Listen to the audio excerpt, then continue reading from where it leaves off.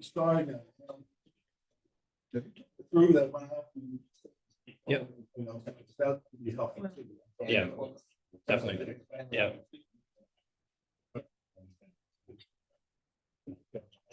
It's in the evening. But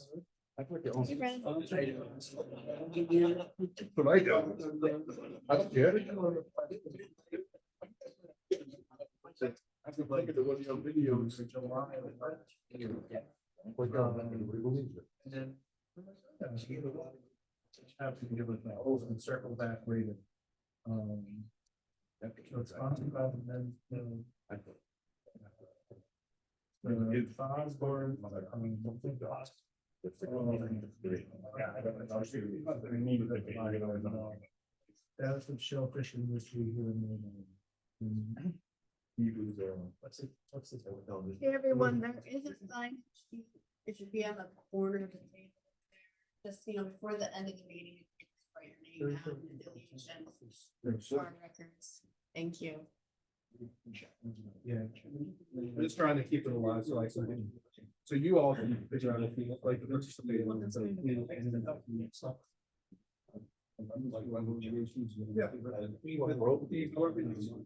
Whoever you guys eat. Yeah, give us some back. You know, a lot like well, we talked about it. It was about half. I counted 76. And the price, everybody's got different data. Yeah. Yeah. Yeah. Yep. Yeah. Said this guy never.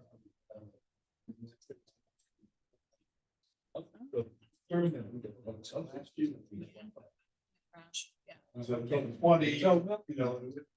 So yeah, promise. I went to Greenwich. You know, it's the day that we never learn. Yeah. Right. Yeah. I mean, it's informative, just to get a sense of what these winter openings too, what the numbers look like, You don't know till you know.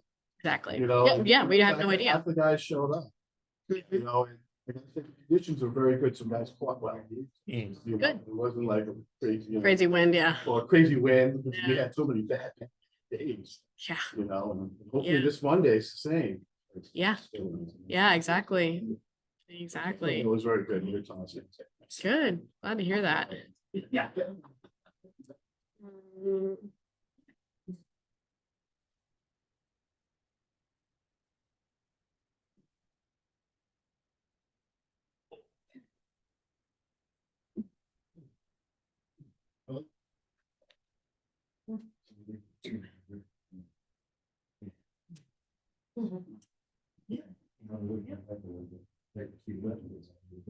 All right, I think we can get started here. I think we got the majority of folks present. Just for folks online, can you just let us know, can you hear us okay? Yes. Okay, thank you, Phil. All right. So welcome to today's Shellfish Advisory Panel meeting. My name is Anna Gerber-Williams. I'm with the Division of Marine Fisheries. Today is February 19th, 2025. Today is a public in-person meeting and a Zoom webinar meeting. Katie Egan, the chair of the SAP, is not here in person. So this is going to be run like a workshop. So I'll be actually running the meeting today in her place. She is available online for comments and questions. So with that,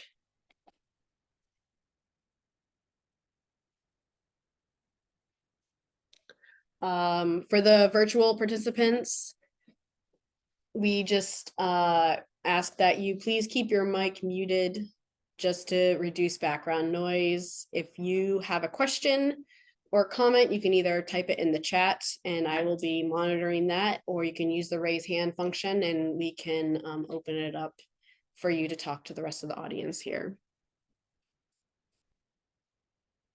The agenda for today, we're going to be starting with the regulation timeline for this spring with regards to the Providence River harvest schedule. And then we will have a presentation from our Division of Marine Fisheries regarding the Providence River 2024 commercial landings and the DMF dredge survey data. And then we'll have the shellfish transplant update and discussion, and then we will have any other matters if anyone has anything that they would like to bring to the table before we adjourn. So the timeline for this spring, we have today's meeting, SAP workshop meeting. During this meeting, we're going to be providing a lot of information on the harvest for Providence River so that you in the next week or two can come back with proposals for a harvest schedule for this year. We are asking that you submit your proposals to either Katie Egan, the SAP chair, or I by next Thursday, February 27th at noon. That way we can compile all of those proposals for all of the SAP members, and I will email those out by the close of business on that Thursday to all the SAP members. We will listserv that e-packet with all those proposals on our Marine Fisheries listserv to the public on Friday, the 28th. So everyone will have access to that before the following SAP meeting, which is going to be on March 5th. It'll be here at the Coastal Institute in the hazard room, not in here. So that we have more space, because we anticipate there'll probably be a lot more participants that day. And it will be the same time, 4:30. We will be sending out the agenda for that meeting on the listserv tomorrow, so you can expect that. And then the recommendation from the SAP from that March 5th meeting will be brought to the council on March 26th. So with that, are there any questions regarding that timeline? All right. And I will hand it over to Pat Barrett. Hi, well, you don't know, I'm Pat Barrett, also work at Division of Marine Fisheries. I run the co-op dredge survey. I'm going to be talking to you first about this previous year dredge survey, 2024 landings, and then the harvest simulator.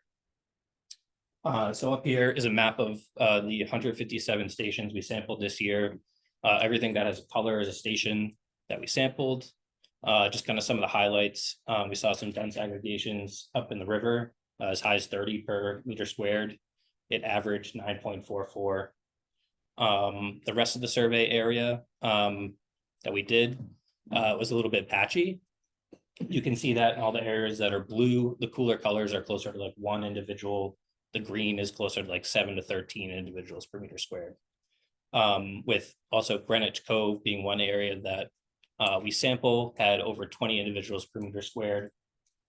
And you can see that in that brighter yellow in that corner of Greenwich Cove, right over the pollution line, which was nice to see since we just did some transplants out of that area too. So it's good to see with still high densities. Next slide. No Barrington Beach, you don't do. So we do Providence River, Greenwich Bay every year, and then the rest of the strata are randomly selected. And when we select a strata, we sample all the stations within it. So it does get sampled, it might not be selected every year. Yeah. So this figure shows the 3 different indices for the 3 management areas that are included in the 2020 stock assessment. The y-axis is the average abundance per meter squared. The different colors, red on top is Providence River, green is Greenwich Bay, blue is the rest of Narragansett Bay. And so kind of the patterns that, for today we're going to kind of focus on is that red indice. And we can see ever since like 2015 and 2017, we saw a cohort come into the fishery. And since that time, there's kind of been a increase in abundance in the river. And that seems to be fairly steady the 4 years since harvest has gone on. So we had that big, peak in 2021. There's a little bit of a dip in 2022, but the past couple of years, we've seen continued increase in that had that abundance at sea. That tall red one. Yep. Is that after the first year of opening? Yeah, so the river is, we try to sample it after the summer harvest schedule, so.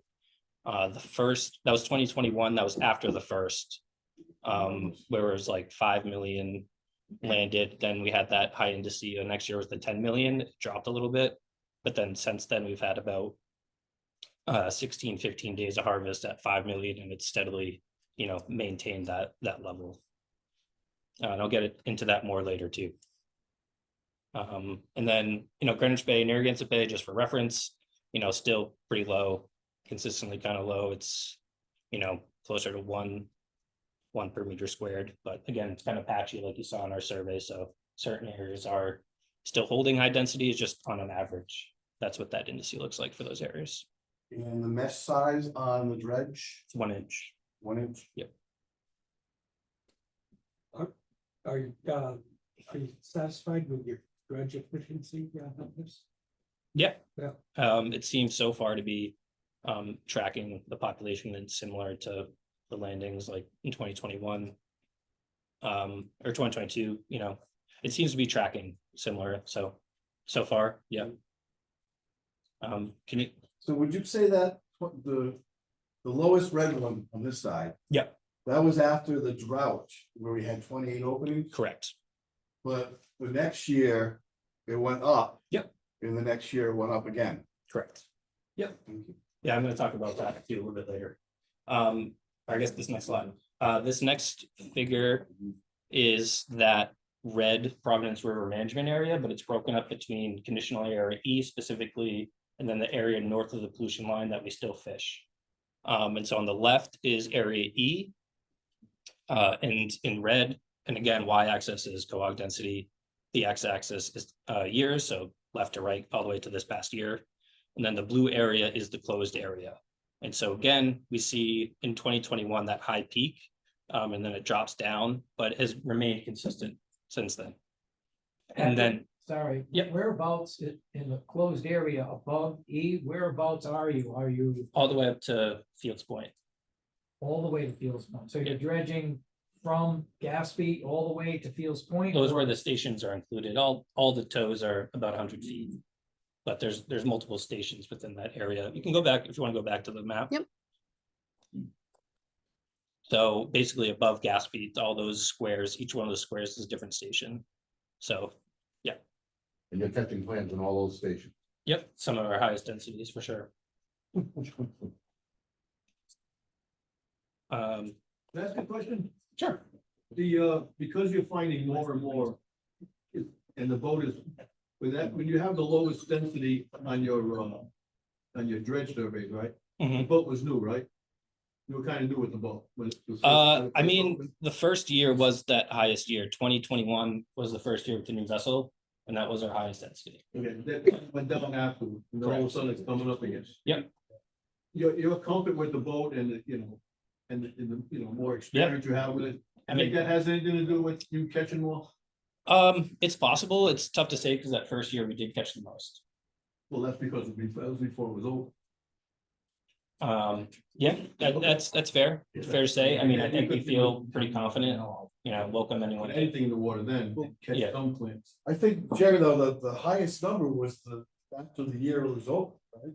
Yes. That's what I'm saying. Yeah. That's familiarity with the dredge. Yeah, And It was still after. The dredge, like, when you first started cohogging, you didn't make, $1,000 a day. Sure. until, the you the 20, second yeah, to Mike's point, the 2020, the 2021 survey came after that first year was open. Of 15 days at Yeah. 5 million. Because we dug there and Yep. then because we questioned your dredge surveys the Mhm. following year because we were catching and at a rate that we, haven't seen in years. Yeah, And then we made some comments about, that's the density. But then all of a sudden, we couldn't believe that you didn't catch any. You weren't catching what we were catching. Mhm. And then the following year, you had that spike in from the dredge survey. I'm not critical. I'm not being critical. I'm just saying, I just think that's, I like the idea that you're catching them.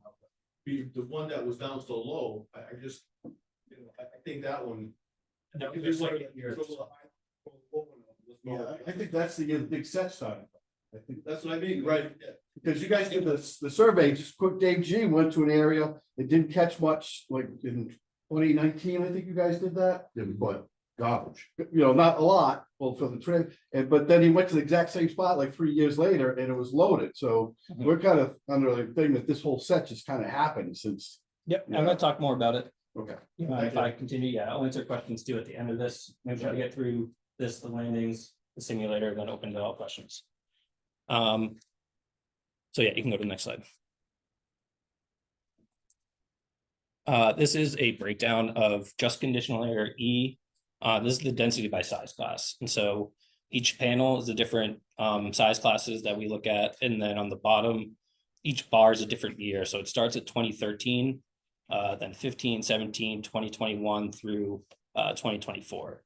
And similar to what we're saying, in 2015 and 17, in 2021, those sublegal densities are really high, and that's something that we've seen to track that, that entered the cohort in that area during that time.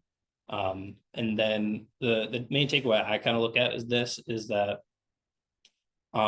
regardless of the overall density within the different size classes, at least the past 3 years, all of the proportion of size classes have remained relatively stable. So, we've been fishing on it, and it seems like the size class composition hasn't really changed. Okay, I'm gonna move on to the landings. I'm gonna focus on 2024 all the way on the right, but we have the other years up just for reference. And then just a note, this only includes the summer schedule. It doesn't include the day in December, the 27th, and then this past week. So in 2024 during the summer, we had 16 days fishing, harvested just under 5 million clams. Like the past years, the breakdown of landings is very similar, 84% littlenecks, 13 tops. The average landings per day was 318,000 for the fleet, which is a little bit lower than last year. Number of harvesters per day averaged 163. Again, it was down 15 people on average. And then the number of clams harvested per license per day also went down by about 80. And so that's just a number you should want to try to track. That's kind of your effort in a sense. And so you want to be careful when that number drops. It just means you're fishing more for less clams. But so far, and we'll talk about it later, it seems like it's fairly stable, but yeah. I'll go to the next slide. Question? Yeah, sure. Are you calculating the difference between cherry and chum? Cherry, I think it's like 40 to 43 millimeters. It's a small size class. It was Yeah, but landing was. We only land 3 sizes. there are some safest landings that come in that have cherry. Maybe that's not everyone reporting it. So if you American Muscle has a cherry. It used to, I don't know if it's still. Yeah. if you get ones that are mixed, like a pound by the pound, we use those. It comes in as reported as pounds instead of counts. Yeah. We use a length weight ratio to convert pounds to counts. What is that? I think it's like times about 0.58 or something like that for the chowders. We have a formula that I could give you that number if you're For interested. every. I just don't have it off the top of my Every head. pound, 2 pieces, that you're saying? I'll have to look. I can't, don't quote me on that, but I can get you that number if you want it. Yeah. But everything else usually comes in counts. Yeah. Do you know what the landings per day was for the 1 February day? I'm just really curious to know what it is compared to Sure. a typical summer day. Yeah, so we just recently looked at that. It was about 76 participants. I want to say it was about like 150,000 landed, but we can go back and have some of those numbers. Ballpark is fine. Sure. Great. So half and half. Yes. Mhm. Yes. Okay, gonna move on to the next slide. This is a slide I added. Mike and other folks had asked to get a breakdown of the number of clams harvested, broken up as a percentage by license type. And so this is just looking at how the demographics or the license types changed between 2022 and 2023. And so, you know, so CFLs in red, seems like, you know, most of that just converted, the two kind of converted into resident shellfish. I guess not. So we got rid of. Yeah, in 2022. 2023 month. In 2023, it Okay. shifts over, and so to me, you know, it's around 50%. It seems like, I don't know, there's something you asked for. I think some of the, you know, percentage of landings for seniors go up a little bit. Students is really low consistently, and then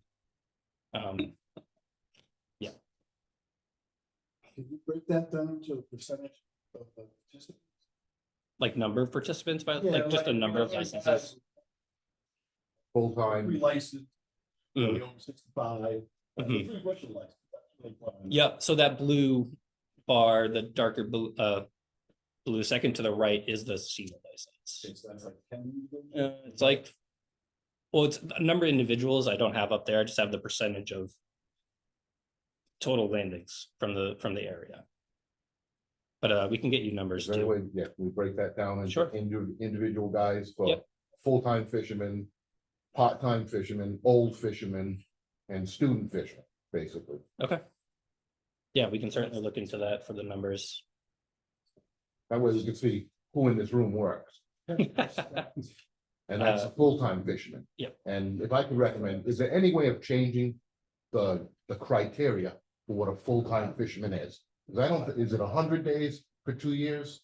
There's I think there should be a criteria. I don't What think is there's no these- defined, There's no but definition of what full-time is. I think it should be.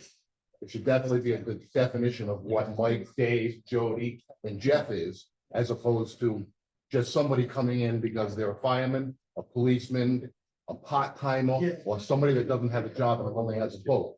Because we're the ones who get penalized. okay, The yeah, full-time guys get Sure. penalized. I okay. mean, we can look at. That's sort of a way for us to. Yeah. Cause I know. Question stuff like, what is the full? Well, they have the license like an active. Mhm. And I think it's, so if you wanna sell your license, you have to have an active license. Yes. Yes, And I should know that number, but I. 40. It's 40. I think it's 42 years. 2 years. Right, so that's what they, so your question, I think that's what they consider, you know, that's full time. yeah, Is there any way we can? So that's activity, as was stated, for a license transfer. One question that I would have, Jody, is part-time versus full-time, I guess. This is the shellfish fishery, this is the fishery in the Providence River, but it's not indicative of somebody that might participate here and then go and fish pots and lobster and all these other fisheries that make them quote unquote a full-time fisherman. So just either, you know, I don't know if you want to, I don't know how to break it down. I guess we could break it down in such a small period of time that people, you know, work in the river here. Not sure how you could, in my mind, how you could categorize part-time and full-time. I think at one point, it was a couple of years ago, where they mentioned that they could find out that some fishermen only worked the days this was open. Mhm. In other words, they had 28 landings in 2022. So they We were have- able to Yeah. kind of isolate that they only worked when this area was open. yeah. I remember that was at a meeting, like, it was, they booked that all out. Yeah. Yeah. Remember that. There's, we It's have like that, 30%, 40%. It wasn't a low number if I. yeah, we if have I that, remember. that information, and we can, once we have, we just have to make sure, you know, abides by the rule 3 when we present it, and so that's why this, for now, we just present a percent, but that's definitely something we can look into for future meetings. Just for your reference, there is some notation in our document that we submitted for the Cohog Commission with regards to that. I So, remember hearing. Yeah. that it yeah, was- so it is online there, just if you're looking for access to it, you know, immediately, there is info on there. I'm gonna move on to the next slide. And so this is the harvest simulator. This simulator is used to estimate the number of days of fishing at, for now it's 6 bushels, to which we reach an MSY. The simulator uses catch rates from different harvesters, actual data from you guys out there, and also the number of people fishing per day for the 4 years that it's been open. And then it runs a simulation that picks a random number of participants for a day, and then estimates how many days of fishing it'll take to reach MSY. Does that 1,000 times, and it comes up with this density plot that I'm going to show you right now. And so this simulator result has been very similar. We've done this the past 4 years. This year is 15 days at the median percent, 50%. 50% of the simulations said 15 days. The past 3 times we've done it was 16, 14, and 14. And so just to let you know, this number has not changed. And then with respect to the status quo, last year it was 18 days capped plus the 3 additional days. And so, you know, thinking back to the figure with the 2 different indices for initial area E and the closed area, you know, it is promising seeing that, you know, at the level of harvest we've done, you know, it's been 18 days and it's about around 5.5 million, has not seen a dramatic, hasn't seen an impact on the conditional area E, as it remains stable. And so I feel like we're fairly comfortable entertaining something like that for terms of number of days for the season, but definitely open Condition to. is 18 3-hour openings? Is that what you said? No status quo. Yeah, that was status quo from last year. The simulator says 15 Okay, days, so but we we've did 18 noticed. last year and Yeah, we've, everything. yeah. You know, simulator says 15 days, you're gonna reach that target. But you know, we've gone slightly over a couple of years and it seems like it's still steady for now, pending an updated stock assessment. That's, you know, You're actually running over the dots, right? yeah, the indice has gone up. We're still, you know, managing to that 2020 assessment. And so until there's a new assessment, it's still gonna estimate to that number. So. Well, it's kind of like farming. If you farm an area, it doesn't go stagnant. Yeah. And we've now proven that in Greenwich multiple times when they said it was dead. We're now proving it again in the Providence River. That if we at least get in there and work the area, it doesn't die, it doesn't stagnate. Of course, yeah, it's just figuring out, you know, that balance. It needs to be turned over. Yeah. What I'm trying to say. Sure. Is that the last slide? Is there another one?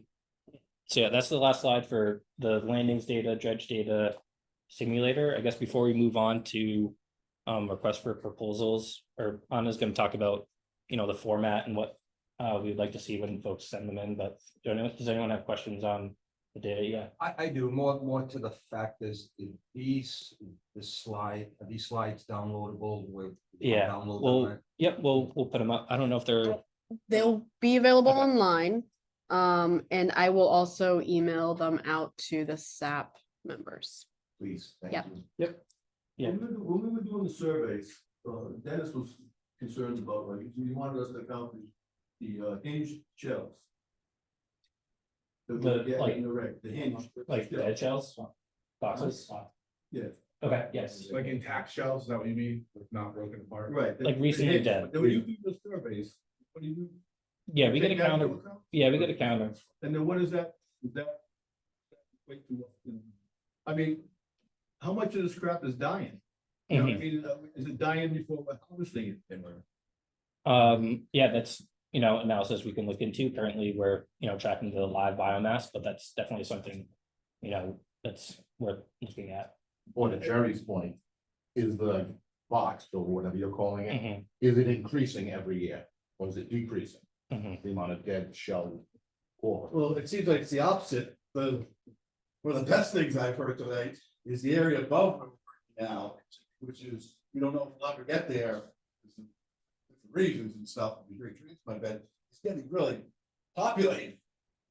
Then I said it was, I don't want to say dead, but it was really less populated 10, 15 years ago. Yeah.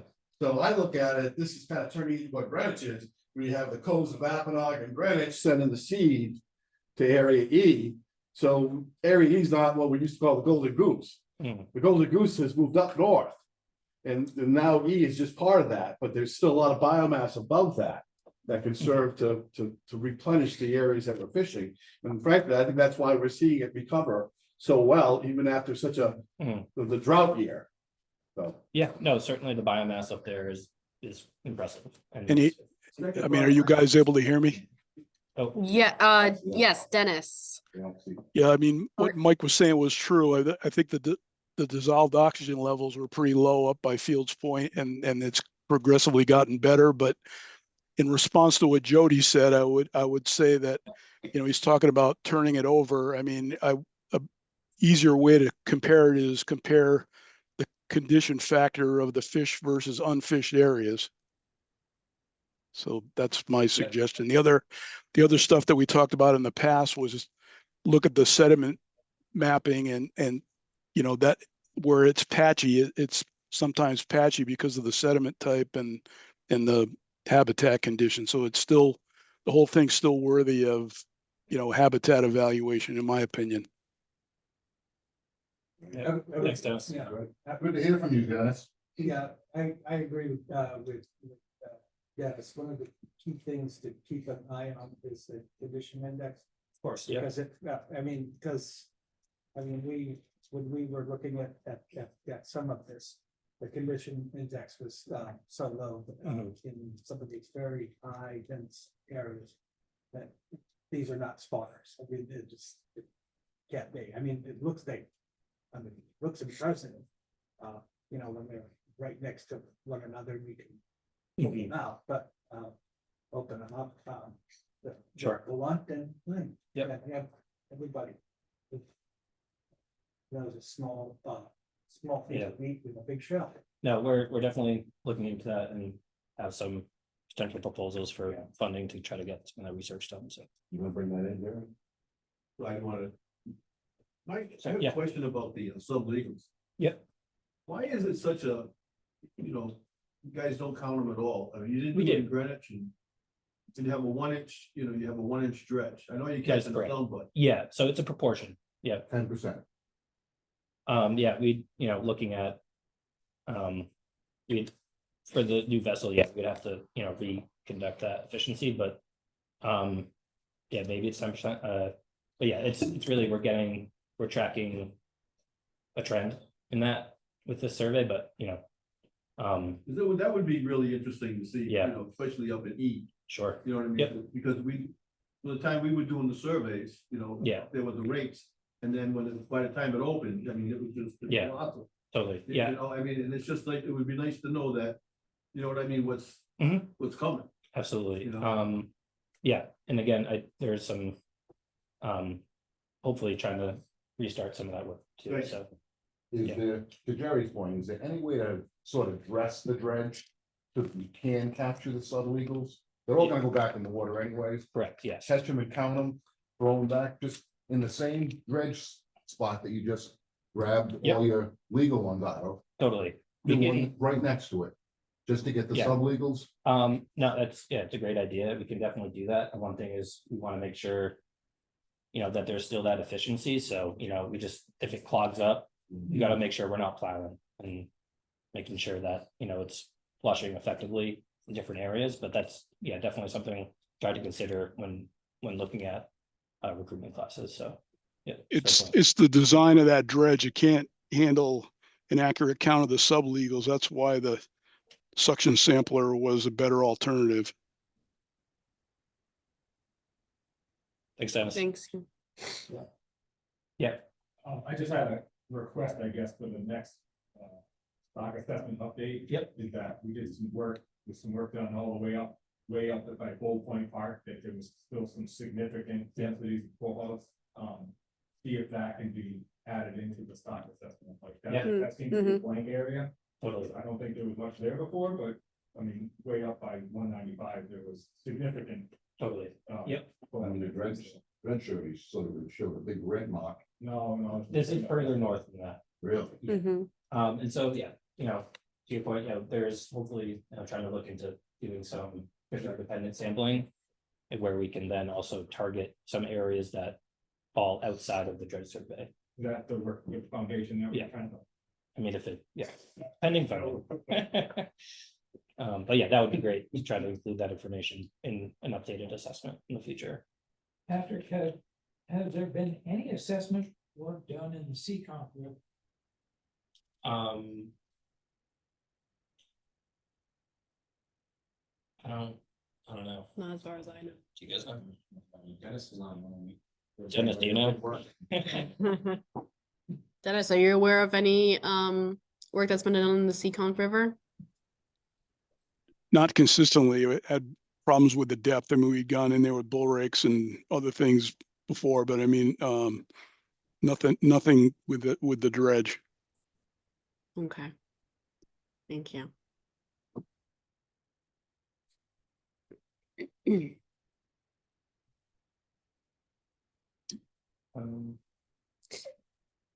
All right, yeah.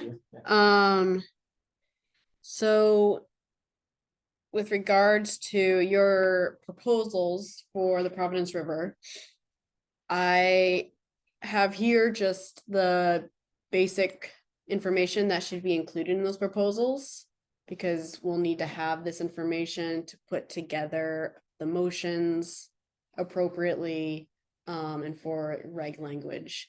So what we need in all of your proposals is to have your proposed total number of days open, so like 15 days or whatever you decide. These are just examples.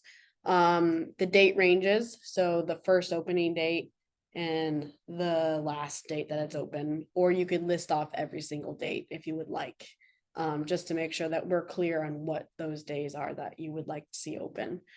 Your time of day, so right now, it's 8 to 11 or, or 2 hour time slot. And then the possession limit. So, right now we're at a 6 bushel possession limit.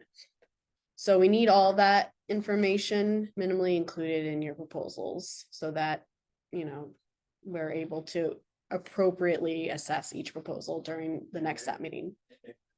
Making sure that this summer harvest schedule, not to go winter harvest, because I think last meeting or two, there was a confusion not to blend them together, so the winter harvest would be later down the road. So any proposal now, numbers wise, 15, 20 days, 30 days, 40 days, then it would be just for the summer harvest schedule. Thank you. I believe right now it's currently scheduled till May 1st. What we have scheduled now. Right. Yeah. So Yeah. I would say to everybody, May 1st is the opening day, and then I think we're gonna go the whole. I believe we're working May to May now. So it's one full calendar year. That's what we're gonna submit. Yes. Okay, because remember now that this was split in half and it was a big confusion thing that the winter harvest had X days that it was a language problem. That's why I'm asking this. Yeah, because it was separate, because it was different. Well, we never hit the given 20 days by the Marine Fishery Council. And we've already hit 15. You don't count December, and now we've had 1 2 hour. So we're still working on. We still could be working on that 20-day number, I believe. Right, but there was a time frame where it was like shifted into the winter harvest schedule, say for like Greenwich, and then. Yeah. Yes, there was a language issue. Yeah, That's what I'm trying to get. I mean, That's correct. we can come up with, whatever schedule we want. I think it's easier to implement if we do a full calendar year, but you're welcome I just want to. to make sure that, okay, so But you're welcome any to number of days that propose- we're looking at, if we're saying 15, that's for a calendar year, or whatever Yes. the number. Yes, and Instead then of, you have to okay, write 15 in, for summer and then 15 for winter. yeah, if you want to. Yeah, I think that was in place for the stopgap, because you wanted to ensure December days. So you just have to formulate your proposal to make that schedule work the way you want, but I mean, you can, request whatever. No, for one You want, calendar, but- I just want to make sure. One because I calendar year remember would this be coming up. easiest. Yeah. Actually, I agree with that, because we had the discussion, both sides, we had the discussion, the winter schedule, you remember that. The winter schedule, the January, February, March. That, I mean, if we use all the days in the summer, that means we're not gonna have any January, February, March, or February, March, and April next year. Yeah. This is what I'm talking. Right, we Yes. took it off the number, we took it off, so when We we, don't do that, we want to keep the winter schedule. That's the winter schedule. absolutely. Let's just come- When- Again, No, I'm saying that when we do the scheduling, we should do it for a calendar year, just like we do Greenwich from December to. you said the whole calendar year again, that means you're incorporating the winter schedule. I think he's trying to say, plan the whole calendar year, separate it by 2 for winter and for summer. That's really what you're asking, Mike? Yes, Okay. I still want to talk about winter for us. yeah, Killed by the day for like those days. that's what we did for the February, March, April, that those openings didn't count. If we hit that number, which we didn't, they would still happen. But if you put it on the calendar, if you put it on the calendar year, and you hit all those days in the summer. We get nothing in the winter and we're gonna die. Well, that's all part of what we're gonna be talking about, just like, So we adjust them. Yeah. well, what we did, Jerry, we do it from May 1st, the way we did last year was May 1st to October 31st. That was the number of days that we put forward. Yeah. You know, and it was, I think 18, we ended up at 20. And then everything else, the Christmas schedule didn't count, that's kind of off. And then that last meeting, which was a great meeting where we all talked it out, we decided that those 2-hour 6 openings in February, March, and April weren't gonna count on any of the October 31st numbers. So, Right, but to that point, Mike, the reason I'm asking that question is we had to change, we ended up changing the time allotment for the winter, like we're doing 2 hours now, and it was a language issue. I remember this very vividly, and there was a problem with, okay, because they didn't like it, that it was in one calendar year, it was split up into the winter harvest and then the summer harvest. And that's why I'm asking this, because if we're talking a calendar year, then that changes the whole ball of wax, Well, how many unless we days do we what we- should get. unless we do what we did last time, saying anything after October 31st doesn't count. That's kind of what we did, so Yeah, the same thing. Right, but yeah, but I remember at the council meeting, there was a language problem, and I just don't wanna have that language problem again. Get everything. Yes. So I Yes. think the best way to do it, because this is the way we broke it up and voted on it last year. Have your schedule from summer through the fall. That's one thing. That's one motion in itself. Then December is its own. And then you have your winter schedule. Right, that's what I was asking. Yep. That's what I was asking. Thank you. Can I ask a question? Your model run of, 15 days at 6 bushels Yes. to get to MS1. Mhm. Is that for a calendar year or is that Yes. the summer season? It's for a calendar year. And, looking in the data, I think we were comfortable with the status quo of 18 plus the 3. Didn't seem currently to have an impact on the indices. 18 plus 3? That looks like an 18 plus 6. Well, I think what happened was last year, you realized 15 days in the summer. And then you had the 3 days in December, this December you got 1, and then those extra days, those 3 days at 6 bushels, 3 hours, then got converted into 6 days at 2 hours in this, that we're fishing right now in the spring. And so I think it was that unrealized allotment of days that then got converted to the spring. Right, but the problem will be if we have a dry summer and we plow through all of our days, there won't be anything left over potentially Yeah. from And your so- standpoint of, Yes. status quo, Yeah. 18 days. And so- That means we wouldn't have any harvest in the winter, Yes, and based on what they're saying. in the past, what happened is we had it where it was once you reach 18 days or whatever amount of days you want, that summer schedule stops so that you do have those days available for the winter or the spring, whenever you want. Because in all honesty, 15, 18 days is not enough for this industry in the Providence River. We need more days up there because we're not harvesting You can see it in your numbers. Our yield in area A has been decreasing. There's hardly anything coming out of B. And there hasn't been for decades. The day quota is making this a lot more complicated than it needs to be. If you could just throw that out and just live with the fact that 1 year might be dry and 1 year might be wet, and in the end we'll average 15, it would make this a lot easier. We wouldn't have to jump through all these hoops of trying to save these days for the winter because they're important. It all comes back to this quota that was forced on us. That's what we did. So I don't find it necessary. They're not source. I mean, if you have a really wet year, you might have to serve the year. Right here. But it's hard to tap on days is ridiculous. I agree. To that point too, the first year we had cap, second year, like we convinced Fish and Wildlife, the Marine Fishery Council, to take the cap off.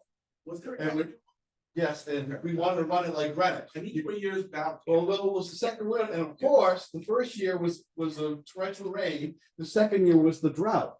So we went from 15 openings in the first year to 28 on the second, and that caused them to get all finale and go back to the count.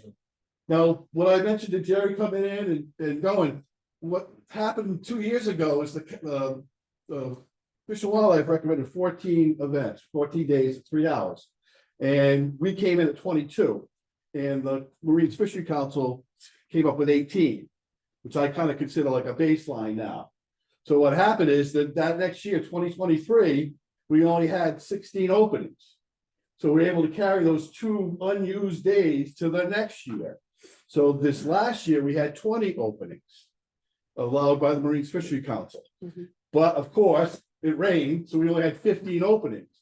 So I would contend that we're still 5 openings under because we didn't realize what the council gave to us. So if you use 18 as a baseline, and you add the 5, I'd say 23 would be, for us, the number that I don't want to say, but the number that we could target, because that's how we've been following how it's been going. Your model is old, right? The model that you're using, The assessment? Jim brought it up because I'm afraid that my question might be stupid, but the model you're using is from 2020. Yes, correct. How come it hasn't been updated because all the claims that you're finding, you found the model, is that the same model being used now? The model was used to estimate the MSY. The simulator is just estimating how many days it's likely to reach that target. So if you updated the model, it wouldn't. It could go up, could go down. I think. Well, it's not gonna go down. We saw. So I think the thing that will change about it, and the reason that we didn't update it right away is that you go from 0 harvest for its entire history then to when you start adding harvest. You need a couple of years of data, and that's definitely something we're going to look to try to. So you had 4 years. Yep, and that's definitely something that's top of our priority to update. Yeah. I understand the model, and then right after, you showed all the spikes. It just didn't seem to make a lot of sense that you're using the same model for the days, and the more we're digging, the higher those spikes are going. Yeah, and I think that's why we're comfortable with, above that 15. Sure. Thank you. Yep.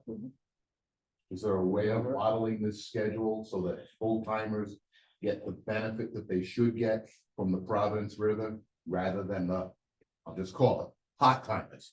I would rather see 3 hours during the winter and 2 hours or 1 hour during the summer. Yeah. Because we can catch up. We can go other places during the summer. During the winter, we cannot. It is a definitive line as to where and how much we can work. You see this week, or you see last week, we can't go to work. If we could have river days during the winter, we could actually go to work and make a paycheck. We don't need them during the summer. I don't want to say I can make a paycheck during the summer. It's not as easy as it used to, but I can make a paycheck during the summer. This winter is absolutely freaking brutal. It's kind of like a drought and a rainy season for us. This is just one of those years. There's got to be a way of averaging it out so that the full-time guys can at least go to work. If we can't prove to young people that we can make a living at this, they're never, ever, ever going to want to come into this industry and try this. We have no youngsters in this. Jeff is probably the youngest full-time guy in here. We need more guys. The only way we're gonna prove to them that there is money to be made is show them a winter that you can make you can make money. If we keep on going out every single day and not making enough to live all year long, we're not gonna prove to anybody that they can work. I mean, No, I didn't work today, did you? If Greenwich I was think- open, we would have. If If Greenwich Greenwich was was open, open, we would yes. have. That's the thing. I work Okay, 250 to 275 days a year. I'm a full timer. Dave is a full timer. Jerry's a full timer. We're all full timers here. We need a winter schedule that benefits the full time guys. I don't care about the part time guys. I'll say it. I just don't care. I agree. We need a schedule that appropriates the guys who are doing this for a living, because if we can't do this for a living, we're gonna die. We're already too old. How can we live on 400 pieces a day? Working 8 days a week? We can't. We can't sustain the slips, and when they're trying to figure out some way of making it so marina owners feel better about having us there and subsidize in some way, and that would be great also. But we have to work with today, not what could possibly happen down the line. Everything is today for us. We're dying. I'll just say it. This is a dying industry. We're the last of the goddamn Mohegans here. You're not gonna see anybody here in 10 years if we do not do something now to help the full-time guys, prove to guys that there is money here. I don't care what anybody says at this table. If you don't make money, you can't prove to people that they can come out and do this for a living. Well, was the comment today? No. Monday. Eric, please. I mean, I think- So Mike, going back to, I just wanna to build on kind of like how we got here. So you talked about last year, I think I recall the Marine Fishery Council allocating 21 days, where 18 were for kind of like the fall, and then you got the 3 days for December. And then when we met, The December one's always been a set aside. Okay, Right, that, but- that does not count to the total number. What the council, we were able to convince the council was that they had given us a certain number, 18, the prior year. We only used 16 of those days. So we wanted to carry the 2 days over to the next year's schedule. That's how we went from 18. I thought it was 20 this year. Maybe it's 21, but that's what we convinced the council, and that's what I believe they supported. So we didn't lose those days that they had allotted to us. right, and I think the connection I'm trying to make is back to like Pat's simulator, that those, we're using days as a proxy for ultimately, pieces or clams, right? Like we've gone through and said, and to Jerry's point, the assessment was conducted to get these biological reference points before the Providence River started. And so, yeah, they're stale. And now that we have 4 years of harvest data, we can plug that in to the assessment and see how it changes. What we've been looking at is on that landings table, and you guys know it better than I do, but there was those two kind of cohorts that were moving through. The trend was moving up. You had that larger year of harvest in 2022, and that's where you saw the indices go down. And the indices went down differentially, and I think those plots are really useful, where they show the area that's open to harvest and the area that's closed. And I think there's a lot of things in there that are of interest. You guys mentioned it, that there continues to be recruitment north of the area where you're fishing, right? So in that closed area, we're seeing recruitment, and it is going up. In the last 3 years, so that's we've seen like a stabilization. There was that dip after the like larger harvest, and then it's kind of stabilized. So that gives us at least some comfort, independent of having that updated assessment, that at least when we're working around the 5 to 5.5, that the indice in the open area is stable. And that's what's largely, I think, giving us comfort with that status quo. So to Jody's point of trying to think about like the winter and the importance of how you devise these schedule, one thing to think about is, I guess I don't just think of it in terms of hours, like if you go from 3 hours to 2 hours, you might not have really changed any harvest level. It all depends on who's out there working, right? Like if you got, It's a winter thing. If you look at the numbers for the 2 hours that we had last week, Scott, how many we have out there? 70 something guys, as opposed to 158. So it's half. yeah, You're cutting the workforce in half by making us work during the winter, which is fine by me. I gotta work during the winter anyways. I guess I'm just thinking one thing to consider is when you're trying to build these schedules, don't just think about time, you can think about, and Anna had it on the screen of, you can also think about possession limit, because it all depends on who you have out there, and that just dropping an hour off your access period might not actually might not be a commensurate drop in harvest, if you're open for. That's why, to Mike's point, if you look at who's working when, you can actually see that during the summer, these 76 guys are working during the summer. And they're also working during, it's a set, because you can look at name. You can look and see who's working winter and who's working summer, and who are the guys that are catching. Those numbers, our numbers don't change. Our numbers are steady. When we work, they're steady. I'm consistent.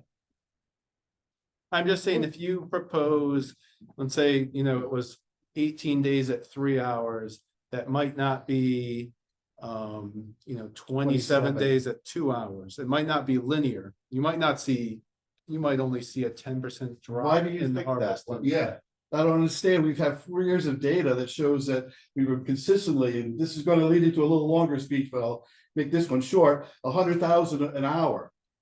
Or 300,000 for 3 hours. So in my eyes, if you go from 15 openings at 3 hours and you go to 2 hours, you should be able to get 22 openings. Or in one case, guys want 1 hour. You should go to 45 hours, because we have 4 years of data to show that we consistently catch in that range. Now, luckily and thankfully, what Jody just mentioned is the winter harvest is a whole different ballgame. It looks like it's cut in half. So the more data you get on that, like next Monday, you'll see that, okay, during the summer, we produce 100,000 an hour, but in the winter, we're probably doing 65, 70. So this is a bigger thing, and I'll let other people ask questions, but I do have a point about the hour thing, but I'll stop. So I think our challenge, Mike, with the hour, right, is outside of the 1 day that we have from last week, our sample size is 3 hours at 6 bushels. And it shouldn't be based on 3 hours at 6 bushels. It should be based on a per hour. Mike just said it. We're 100,000 per hour. It's 100,000 for 1 hour. It's 100,000 for 2 hours. Extrapolate it. I mean, somebody in here is smart enough to go blah, blah, blah, blah, blah, and bang it into a computer and extrapolate. I don't How want many days? I don't want to interrupt you, but if you have a 1 hour opening, it's not gonna be 100,000 an hour, because you're gonna have to get situated. Yes, So I mean, you're not gonna be 100,000. it's just, You're gonna have about 45 minutes, and if the conditions stop, you might get a half hour, an hour. And the other part, Jody, is half the guys will show up. yes. That's, but, Can I say something, Mike? I think, I sure can. so we only have data from that 1 day at 2 hours, and people did get their full 6 bushel limit. Well, some did, yeah. We had excellent conditions. And so the reason that it's 100,000 per hour is because only half the fleet showed up. I think as we get more days, not half the fleet, but like compared to the summer harvest, there was half the people. I think It's the the thing is, full-timers who yes, show up. okay, sorry. My Let's point base is, this on full-time guys. My Because point these are the is- guys you need to do this for a living. correct. I think there's 2 assumptions. One, we need more days at 2 hours to figure out what you're harvesting in 2 hours. And then also there's a second assumption that if you go to 2 hours in the summer, that those people won't show up. If they only fish a river, why wouldn't they show up? If that's the only place they go. I think the 2 hours gives a harder time to the part-timers be able to fish And within that we 2 also, hour time period. sure, and if, it's just, we also just don't have that data during the summer at 2 hours. It's just not worth it for those guys to go out for Yeah. 2 hours Yeah. a day. It is for us. It really is for us. I We understand can it make is, it worth yeah. our while. It's just A we don't part-timer? have, yeah, I mean, I work right next to guys who are part-time and say, how do you catch like you catch? Because I do this every day. I am dialed, I'm gonna say, I'm dialed the fuck in. You're not. It's like running a marathon. When you run marathons, you can run marathons every single day because you have that energy to expend. When you're a part-timer, you don't have that. Yeah, Ken. As something we keep mentioning, I don't think it's fair to correlate the year of big harvest to the then lower dredge numbers you saw, because over that same time period, the fisherman's catch per unit effort went up. There's randomness in surveying, your computer just happened to pick bad points that year and that number came out. I don't think there's any correlation with that big year of harvest and that dredge data going down. I mean, you can go back to that, over the same year gap, the catch per unit effort actually went up that year, I remember talking about the per digger per day. So the actual density in area E over a much broader survey, which is the industry work, spread out over a lot of small samples of area E, showed that there was not a big drop in density. I mean, over the line, it's a different story, the diggers weren't there, but just, I don't think it's fair to assume that harvest level led to that. I think there's some randomness in surveying, and that's why we look at long-term trends and not individual years. We keep talking about that individual year going down after the big harvest. I don't think that's fair. Yeah, and Because the industry data doesn't agree, and mhm. there's nothing wrong with that. That's how data works. Yeah. That's why we use wrong timeframes, not individual years. But I don't think that's a fair correlation to make when the other data indicated that the biomass didn't really change it that much. I think just to explain, oh, thanks. We're analyzing just the 4 years we have since harvest, and I think that's why we agree that, the original assessment, at the current level we're harvesting seems to be okay. That's why we're comfortable with the status quo until pending another assessment and update. We're not attributing just to that 1 year. I think it's positive to see that it's been stable those past consecutive 3 years. Definitely positive. This stood the effort Yeah. better than I think most would have expected. So I think that indicates you could put a little bit more effort into it to help save this industry, and it's not going to create a biomass because nobody wants to see that. Not the angle of anybody here. Want to say something. It's been pretty consistent there for like the last 4 years, and the biomass is pretty good. Everybody would agree on that, I think. But what you're saying is you don't want us in there for more than 18 or 20 days, whatever that number is. But it's okay for us to be in like A section or the lower bay, and there's no biomass to work on. So it doesn't seem to be as harmful to be in there for a few more days, say 26 days a year. That's 1 every other week on average, if we can get that. And that would suffice, some time in the winter, some time in the summer, maybe take like November off. Nobody seems to want to. And we're not beating up the other areas when we. That's what I'm saying. So all the guys that are in here that are full time know that you're gonna go work the lower bay. You're gonna be grinding for back house, so right. But over here, the biomass is there. And I asked this 4 years ago, what's the end game? Does this just want to be something that is always going to be a few hours and then, get it again next year? It needs to be a little bit more impactful over the course of the year than what it is currently. And I don't think it's going to harm the biomass at all if we get a few more days. It's actually gonna help it because we're not concentrating on other areas that are beat up.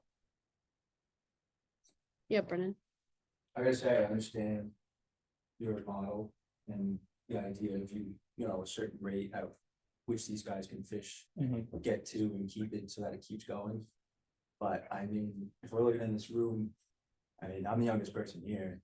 There's a big difference in age. I have part-timers that come in our place and they're not young. And I know there's a big thing with part-timers, full-timers. But who are we saving this for? Is my thought. If we're sticking to this strict 15-day because you don't think it's going to last 10, 20 years, half these guys aren't going to be out there, in my opinion. No offense.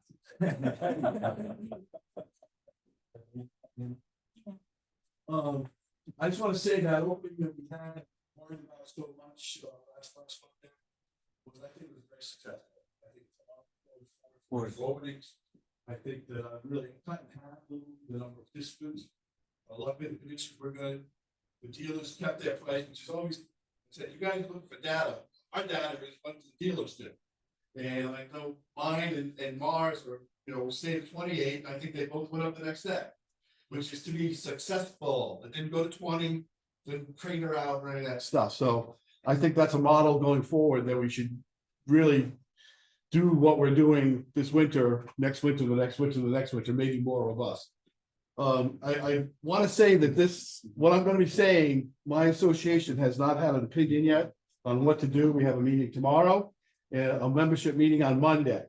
But I do talk to the members, about what they want to do. I mean, we have different options. Some I think are not so good, others I support, or one guy wants 1 hour, 5 days a week.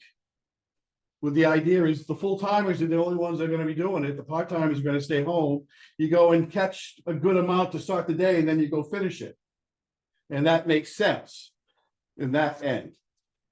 But one of the things that you say is a positive, and the same thing for 2 hours. That's something I have been kind of pushing. I went to Scott. We actually ran into each other at a meeting yesterday. And that's why we're having this kind of conversation about different hours. And it's always been my assumption that if we do 100,000 an hour for 3 hours, we'll do 200,000 for 2 hours. So if we go from, let's say, 20 openings at 3 to 20 to 2 hours, we should get like 30 openings. We should be gaining the hours. Right now, it's 15. You're saying at 3, that's 45 hours. At 2 hours, that'd be 22 openings. But when I broached that to Scott, and they didn't look at it, kind of like what Patrick and Eric was saying. No, we can't support that. So even if we went to 2 hours or 1 hour, it'd still be 15 openings, which I really have an issue with, because there's so many positives, or they could be positives, I should say.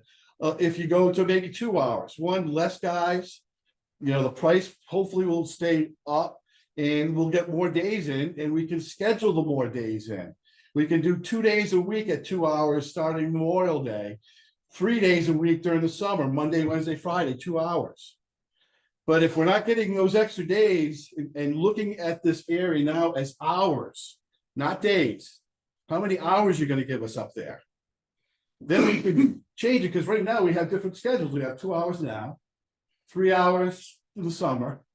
And if we're going to get consistency, so I don't know, Scott, if you had a chance to talk to people, it doesn't sound like you guys are on board with how I'm viewing the hourly thing. Has there been any change at all, or are you still? Mind if I take that? Go So ahead. back Yeah. to that graph we were looking at. Yeah. So I appreciate everybody's input, and I think the department realizes the importance and the value of this area to the industry.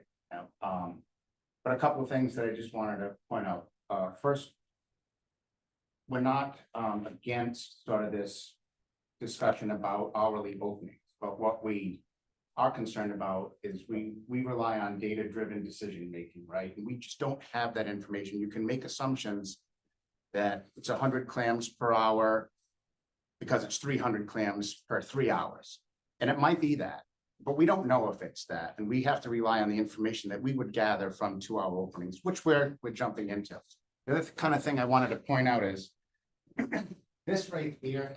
So we, in fisheries management, right, we're managing to MSY, maximum sustainable yield. And then you have some uncertainty buffer. I've heard things about illegal harvest, right? People taking more clams than they should. And we see some of that in the data. And that uncertainty buffer is kind of trying to account for that. But something that, comes out pretty clear to me in this area is this right here. And it tells us, in lieu of doing, updating an assessment, we're in the ballpark right here. We're harvesting at some level, and we're also maintaining some standing stock right there. So to some of your questions about, what are we saving the clams for? There's some real concern about what the impact of over harvesting in this area is to the other places in the bay, not to mention the areas that you're working in. So I think in lieu of an updated assessment, the reason why we wanted to sort of point to status quo is because we feel like we're in that ballpark, in that range where we're supposed to be in terms of harvest. We need to be careful about, the sustainability of this industry and this fishery long term. This can't be a go in and we think there's more biomass there. Let's harvest it. I mean, that data, to me, you can look at the 1 high year, and that's an outlier. For some reason, who knows? We might have got into some patchy, dense areas of clams, but when you look at all the other data points, they're kind of right there, right? So the survey is picking up what's there consistently. Ken, you talked about time series. It's a short time series, but it's a few years of data versus just this one outlier. So I don't want to, I'm not ending any discussion about hours being fished and the catches associated with that. But again, we need to have that information clearly that indicates where we would be if we increase the number of days of harvest with a shorter access window or harvest window. So in the meeting yesterday, you mentioned flexibility and cooperation. Yep. As the two main things. And I think what we're talking about, switching, is exactly what flexibility and cooperation is all about. I think you mentioned it down there earlier. Let's say, okay, we had a drought year, 28 days. You know, everybody, whoa. If we go a little higher than, if we go to 6 million with the 2-hour openings at that level, or whatever it is we come up with, we might just stay at 3. We could adjust it next year. You know, we could, this is an ongoing, you know, thing that we're working on. And to Jody's point, everybody's point, we got to get more. I like the idea because we have more days up there, and maybe twice a week, you know, and that I think is very helpful. And I think the 2 hours will cut back by 10% the people that are there, and I think it'll cut back on obviously the catch levels. But You're it's not gonna be unclear to changed. us if you went out there and worked for 25 days, it's unclear to us, you know, where we would end up without catch, if we would Well, exceed. you saw 28 days, but that was 3 hours. So you think that's going to be the same, or 28 days was 10 million pounds, right? Or 10 million. right at 3 hours? Real. So if we're talking 22, it's 6 less. And that's pretty high above where. Yeah, but we're not what our talking- reference. We're not at, you know, okay. I would just say that, you know, with an updated assessment, with some additional data collected on time that people are fishing, that can inform, you know, discussions about flexibility. I mean, I want everybody to work as much as they can within some, we have to be concerned about the resource. So what I got out of it, no matter if we do change the time frame, like I was, you know, looking to do for good reasons, it won't matter. We'll get 15 days of 2 hours, 15 days of 1 hour. That's that's what kind of what I came out in. But we have 2-hour openings right now that that are gonna help inform sort of our catch rates, right? In the next, how many more days? do we Half the have left? participants. Yeah, I think too, Yeah. it's dropping. You go from 3 hours to 2 hours, but if the 6 bushels stays the same and everyone gets their limit, you're not. You're doubling your Everybody's not getting harvest. their limit. I don't know how we got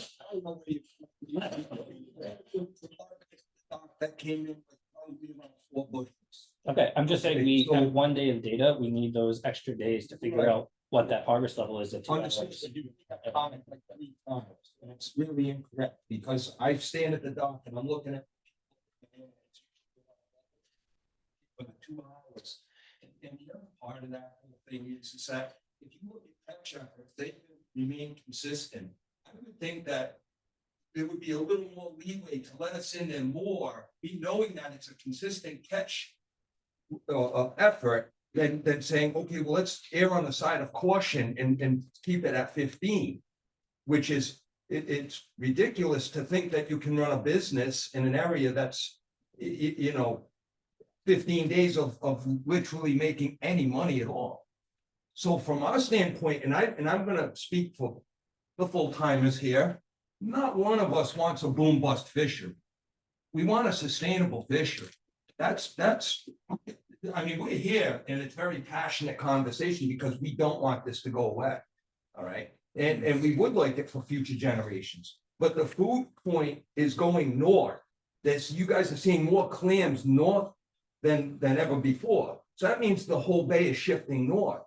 The recruitment down south that you guys are worried about happening isn't happening and hasn't been happening because there's not enough nutrients in the water. So that spat goes down the river and it dies on the vine, right? Now listen, I'm not a biologist, but I've been doing this my whole life. And I can tell you that the meats that we see in those clams up north are shell to shell.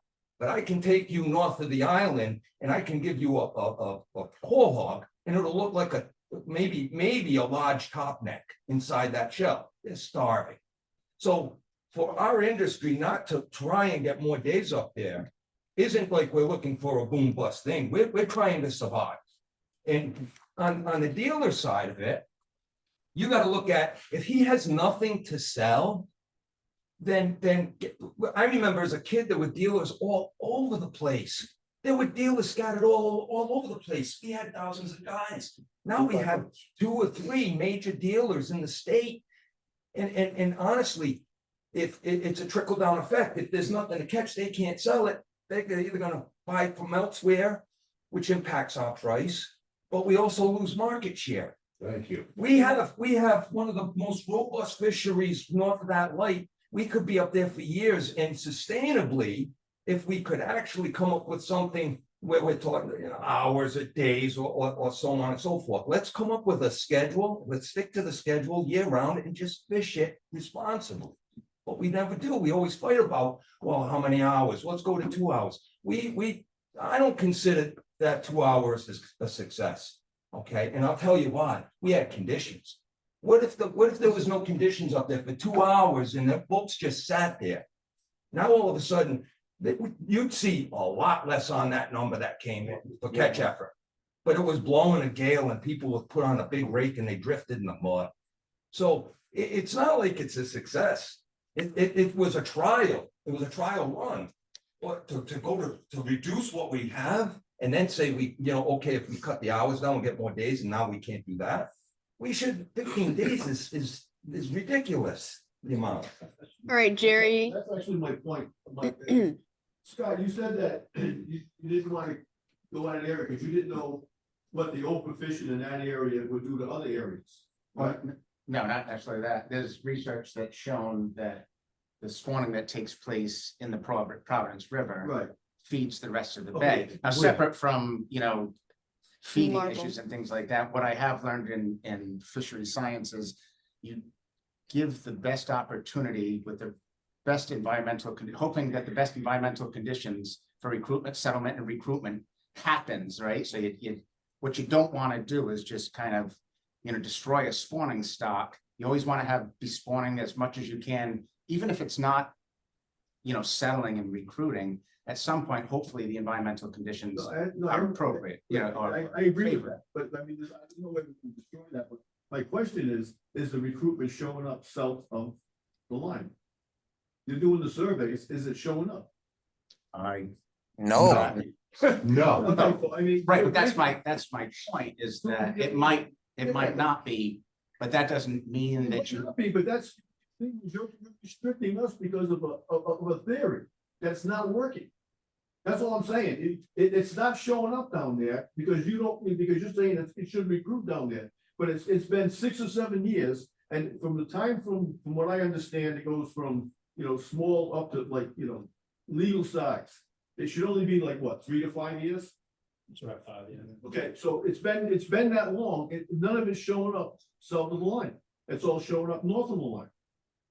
So if it's not showing up, we're still going to be restricted because of a theory that isn't working. And that's all I'm saying. I don't want the shit to die. But I think that the theory is sort of separate from the harvest there. Like we have a maximum sustainable yield based on the stock size, right? Right, but you said you didn't want to destroy the stock because By fishing beyond MSY. Right. But that's what you don't want to do, right? Because of what the impact on the other areas. Potentially, and that might change next year with an updated assessment. Okay, but it's right now it's been. But right now, what you don't want to do is exceed that it's a soft catch limit, right? It's not a hard quota. You don't want to exceed that too much and then, have issues with potential recruitment downstream. That was my point. I get it, but if in another year or so, if it doesn't start showing up, at that point, what happens? I mean, you still let this stuff die, grow and die, and then because it's not happening down there? Yeah, it's a good question. No, I don't say, I'm not talking about the full time, I'm just saying I have a few more days. I'm not talking, get stupid. I just, all these days, like 15, 18, 20, it just doesn't, out of the 10 million that we had in 28, look at just the impact it made, and then look at, 24. we actually did better in 2023 and 2024 Right, than we did the yes. very first year. So you do have data, you saw what 28 did, and it recovered to the point where you were, we're not asking for the 28 3-hour openings, but we have data, you always say we're gonna have data on that, you have data. There was recovery after that. Right. Yeah. It's been fairly level. It's not like I can Oh, see. that's like that. I can see people being concerned about the MSY if we start seeing catch efforts start to dip off. Those numbers are the same. Right. Those numbers are the same. And don't we have a standing biomass north of that Now, that we are now, that you are now relying on being there? It's there. That's where This they want area it. isn't required to have that, but you have a standing biomass that nobody is touching. We're touching this biomass. We need to touch that. I just speak from my heart and my wallet. I don't care about numbers at this point, because we're drowning. And if you don't help us at least tread water here, we're never gonna be an Eddie Gay. Eddie Gay was 91 years old when he stopped fishing full-time. And that's why I asked, what is considered a full-time? A 91-year-old man worked a full-time job core hogging at 100 days. He put X's on his calendar in the spring, and when he hit 100 days in the fall, he quit. He was a full-time fisherman for 60 years core hogging. When he couldn't catch enough to make a living, he quit. He didn't quit because he was too goddamn old. He quit because there wasn't enough to catch. I want to be Eddie Gay. We're not going to be Eddie Gay at this pace. At this pace, we are not going to be Eddie Gay. It's going to be 71 and Jody's done.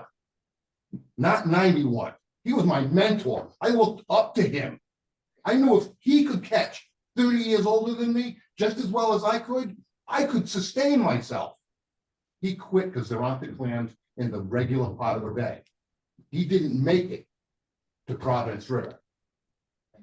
All right, Ken, and then this is all very important, very critical discussion. For the sake of time, we have a couple more things we need to also discuss.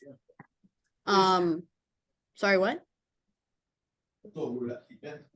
Oh, yeah, no, we have two more things to address on the agenda. So Ken, I'll let you. Yeah, we were able to talk about the biomass of the current service, that not increase on the fly, maybe let us target like 7 million clam per year harvest level, because as it was mentioned earlier, I've seen it on compost, there's falls above the survey, and I understand why the boat can't go there, a lot of tricks and junk, that's all true, I got tangled and all that as well. But there's definitely some stuff north of the survey. I mean, there's not too much bottom, but like mentioned, I was on the chart where Jeff mentioned earlier. It's not all we paved up in there. I mean, I looked at your map, I fished across above where you currently surveyed, and I've seen the biomass. So like there is some unimpacted biomass in the north of the data we have now. So like, Yeah, maybe we can take that into consideration and let us target a little bit more, maybe not quite as many as 10 million, but not as low as high 4, low 5 million, somewhere in between. sure, no, it's a great idea, and it is something that we're working on. We I have, worked through the challenges of. we have an application in for some money to do a fishery dependent survey like that, so hopefully next time. We have applications out there. We're looking to get funding to do some more research for, the industry. Yes. Biomass, pump out higher end, Yeah. Okay, just for the sake of time, I'm gonna move on. So again, those proposals, if you could have them submitted to Katie or I by next Thursday at noon, that would be fantastic. I will send the slide deck out so you have all this information, if you don't get all the notes down too, so you'll have access to this. All right, so the next topic, we're just gonna go over quickly the transplants for this year. So last year we had 2 shellfish transplants. We started out with $75,000 in funds. After those 2 transplants, our remaining funds are $33,700. so I'm sorry, did you say we spent 42 last year? Yeah. Okay. So we're down to 33. I have not heard of any additional funds coming our way at the moment. This money is money that we do have to spend this year. So Anna, does that include what NBC? yes, yeah. So an NBC is, They don't give any money, at least right now. yeah, so these are from violations from, Operations and take care of all that stuff. yeah, exactly. So they are in control of the funds and they are the ones to disperse the funds. These are from violations from RIPD's permits from over a year ago, almost 2 years ago now. So this is what we have remaining in that pot of money.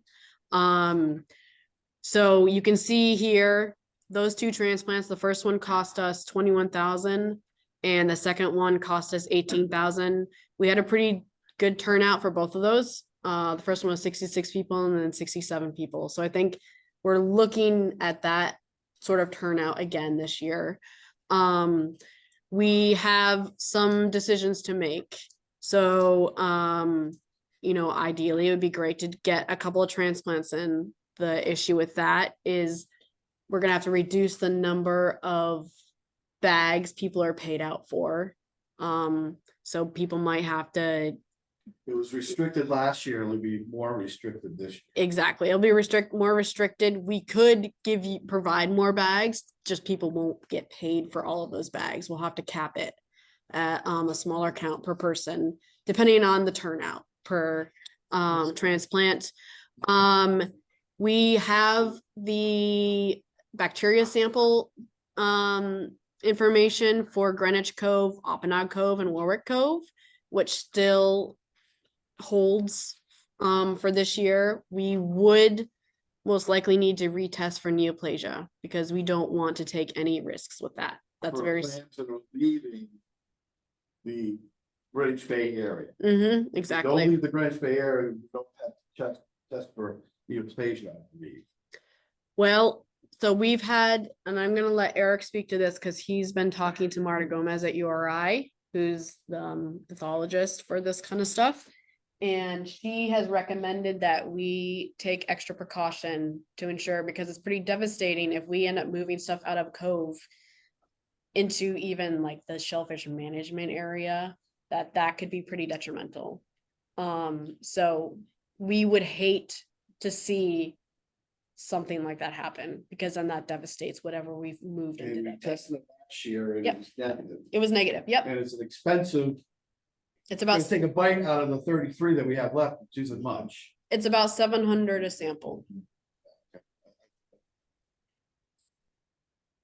Okay. Yeah, sorry, No, I'm sorry. oh, no, it's okay. And so, and then another thing that, I was talking to enforcement and they are requesting that we don't do any individual, dumpings this year. So what we would do is they have offered to use their lobster boat again.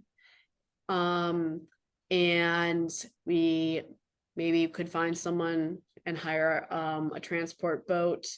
Which is Another cost into the $850, fund. another Yep. cost. Yeah, but I mean, the lobster boat holds quite a bit. We would need people to help dump that stuff though, because that was a huge lift. Enforcement ended up doing all of it themselves, and that was a huge job.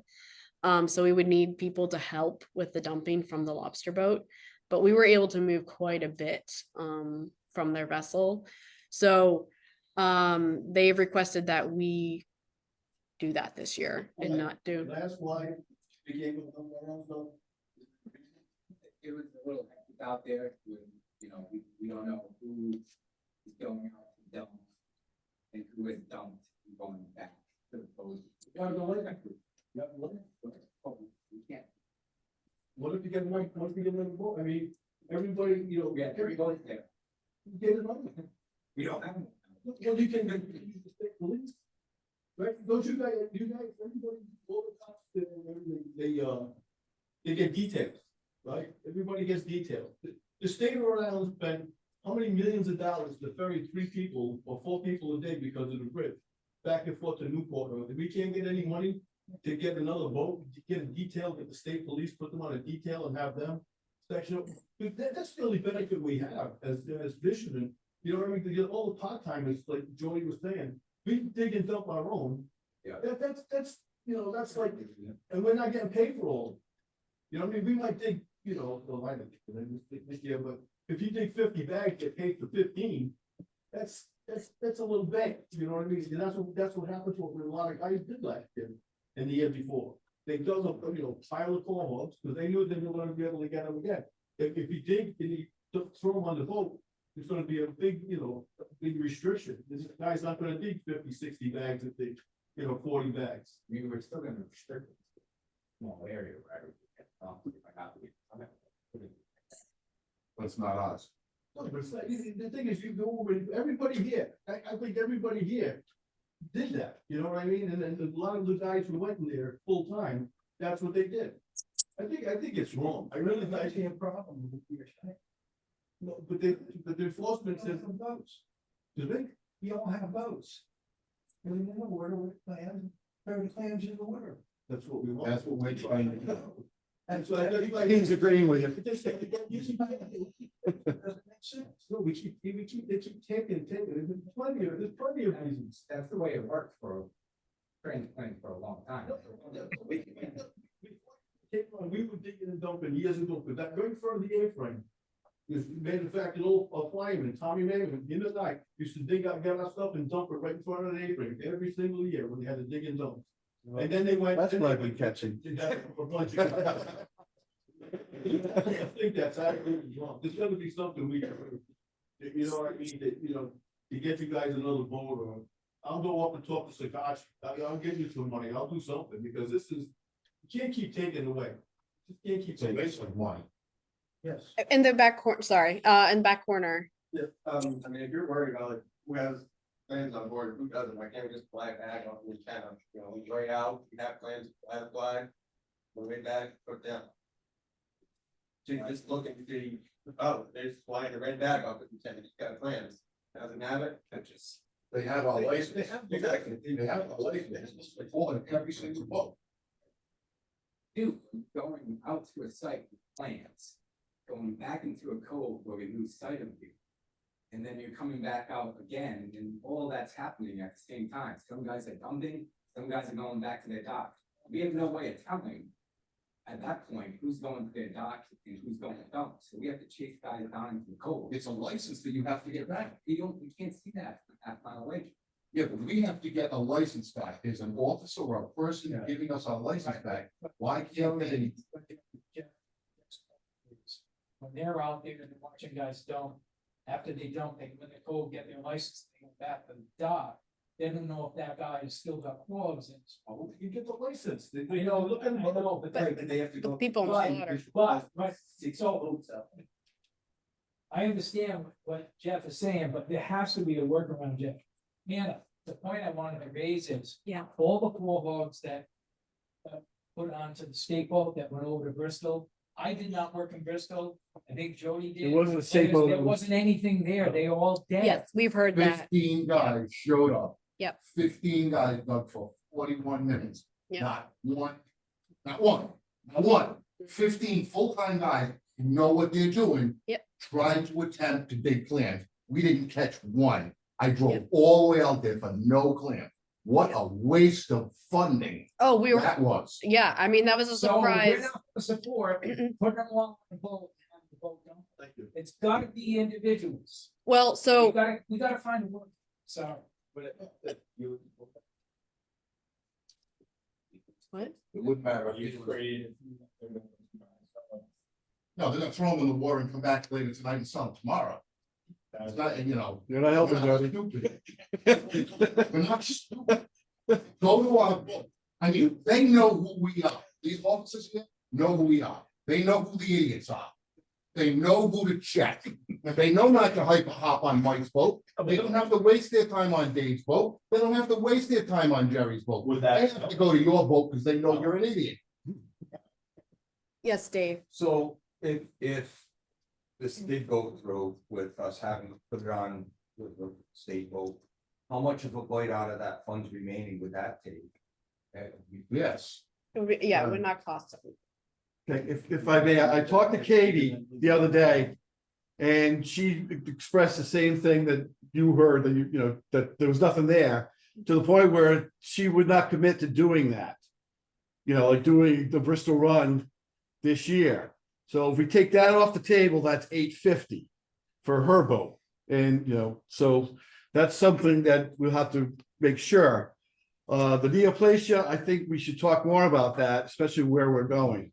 So I have two questions, and luckily we got another meeting on the 5th here. Yep. So I'm gonna throw this out because it's late and everybody, but the two questions is, if we only have 31,000, do we want to have a really super robust Greenwich one?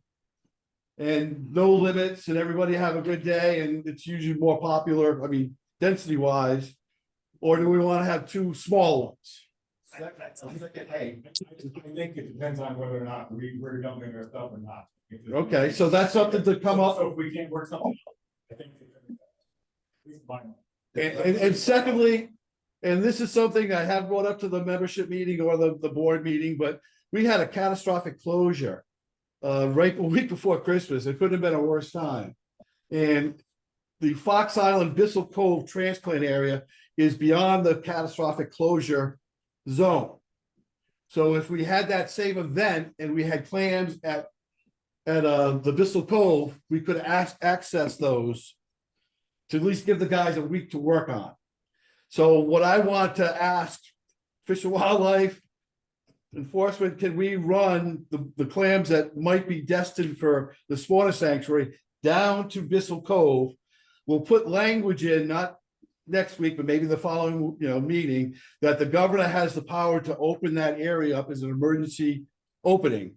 So he could do that in October. He could do that in November. He could do it the week before Christmas and keep that area closed until we have another catastrophic closure. Mill Cove is something that it was a very dense area that we used to go to. Perhaps we could look into doing that as the second small transplant. These are just thoughts putting out. But I think since this area is so unique in that it's out of the catastrophic closure and how our industry is shut down for a week, that this would be a good investment to have like clams in the bank in case the next one happens. And if it doesn't happen next year, then we put more in. And it'll be a Monday, Wednesday, Friday, 8 to 12, 3 bushel limit. So I think that's something for the industry. It's almost like putting a little money in the bank for bad weather, to look into. And we'll talk about it at the board meeting, my membership meeting, and probably put it on the agenda or maybe talk more, see what you guys think about the idea. It's a management area that's already ready to go. We just have to change the regulations on how it can reopen. Eric, can I add one thing? Just, so I think you're spot on. It's a management area. I think the catastrophic, the governor's ability to, what is the exact language? Or, sorry, director's language to do like an emergency opening or closure. I think there's some specific criteria. So we'd have to put a new language that would accompany what we're doing. That it would say the director DM has the, ability to open up this area due to a catastrophic closure or other event. We literally put language in that would allow him to do that. Okay, sorry, I was thinking, we have a regulatory process. Okay, I'm sorry, I don't want to drag everybody in too late, but so think about it and we'll talk about it and then next meeting. Yes.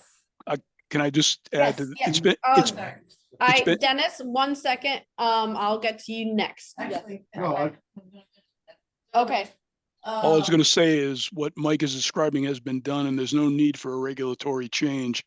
When there was a catastrophic closure, not even in the winter season, the director has the authority to make that decision because simply that it's a shellfish management area. But we've had trouble with emergency, what considers an emergency, I think it'd be best to put language in that would make it pretty clear that he'd have the ability to do that. Because whenever I ask them, they said I gotta talk to the lawyer, and we're talking like the next day. If it closes on a Tuesday, it'd be nice to get there that Wednesday. Well, when the 2010 floods happened, it was the same argument, and then there was no issue. You just simply have to convince the director that it's an emergency, not legally, like the director themselves. Well, we'll ask legal then before we do it to see what we have to do. We shouldn't have to convince the director. Well, it's Oh, we just about, gotta make sure the language is there that allows him to do it without any. yeah, it's kind of- like make, it's in other words, when there's a regulation that it's a management area closure with a season, there has to be a justification to offset that. That's the point. Okay, thank you, man.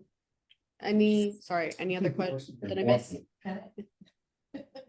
I'm just looking at, this is just food for thought, not meaning to be more of a discussion for the meeting to go too much longer. You have 2 transplants, they average about 20 grand. You have 33 left, which says a lot to the potential for the distribution of the shellfish. I have seen, and Jody, you guys have been around a long time. We always had 2 or 3 boats that we put the shellfish on, and they went out and distributed. If there was a time crunch, correct me if I'm wrong, but if there was a time crunch toward the end, certain people were able to go out. We would either follow them and they would finish. Sometimes we even took the licenses with us, checked off their boat. I'm just putting on record some options. If there is extra money and we could get another boat, we're happy to use our boat, as my lieutenant said, no cost. We would need help distributing the shellfish. But it does get unmanageable. And if we can meet somewhere in the middle, I think it's a very reasonable request, but I'll leave it up to my supervisor to work through that. Yes, Jody. Most of those transplants where we took guys on boats were the high banks, I believe. That's a long way. Yeah. Greenwich is short distance. It's way, I don't want to say way easier to manage, but going to the high banks, just take off. Yeah, yeah. It's a confined area. No, that's fine. The way we, because the problem was, hey, we had a lot more guys, a lot more money. We'd fill up 3 boats and they'd go out and come back. We fill them up again. But it was always hard to get people to, you call it volunteer, to dump, because it adds to the day, makes it a lot harder. So what we did in the past was we'd pay the guys X amount to help. And if you didn't help, less. Now, I think we're currently at the $15 a bag number, okay? Since we're low on funds, maybe we consider $10 if you want to don't dump a bag, and 15 if you're gonna dump. Mhm. And that would also increase the amount of claims you can get for the money we have. Because you're paying the guys less, at least some of them. So we could talk about that, but that's kind of how we've done it in the past. That if you're gonna, because guys don't want to volunteer after work, I mean, if they have to, but if they're getting paid, and it's not more than what they'd be getting paid anyway, if we weren't doing this, if they're dumping their own, then maybe that will be the solution. Have a different tier like we've done in the past. So I don't know if you guys have a thought on that or. You can know. Oh, okay, dig and dump. I vote for that. I vote for that. You can know. All right, we'll have another update on this, the next SAP meeting. We're gonna have, yes, Jeff. Have one more thing. So when we brought these transplants back the first year, the original plan was to have a group of 10 dumpers meet up with the patrol boat. The patrol boat would escort them to the site.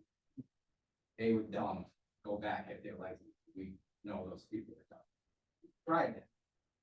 Yeah, escorted the first group of 10 out, and 6 other boats immediately took off because we didn't have enough boats. Once our boat left, there's no boat there. So if we could figure out a way to corral into bigger groups that could be escorted, we might be able to continue to dig dump, but having individual boats just leave at the cove. They're just keeping them locked, and if something goes, you have to visit the lakes and go out. The thing was that that's the way we started digging up, and it worked that way. It wasn't us, it wasn't the guys that were waiting for the escort out. You know what I mean? It was some of the other guys, as soon as they got their license, they screwed. You know what I mean? But they just, I think that's exactly the way we should go. We go out and you give an area, you know what I mean? And those boats come back to you, and then, you know what I mean? Then we leave. Because if they come back to you and get the licenses, they don't have to go back in the cove, and you can observe those boats right there. Yeah. Yeah. Cool. Unless there's a bigger station boat there that we could go to that boat and then get our license, our slips, and then go from there. So we, to this point, not go back. So say put the Chafee out there and then your enforcement boats right now, and then we'd have to, so all of the paperwork is done on the Chafee, and then we would have to, or whatever boat, but we'd have to then go from, we'd have to wait, get the stuff there and then go. Then you know the boat's clean, you know nobody's making a run. You know. Yeah, especially. Can't run the operation though out of the Chafee. We gotta find a way to Well, get. not any boat like. No, I'm just saying, because basically, let's say Harborside is where all the NBC people are, you know, DEM and everything. Yeah, but they could do that right on a bigger boat like the Chief. There's enough room to have that all done there. So I'm part of the, like, I'm a shuttle guy, so what we could do is when the pod goes out, I get the licenses, take them out to the Chafee. Exactly. There's a way, there's a workaround, And- we just need to find it. Right, so I could, you know, have somebody do that, and then they could.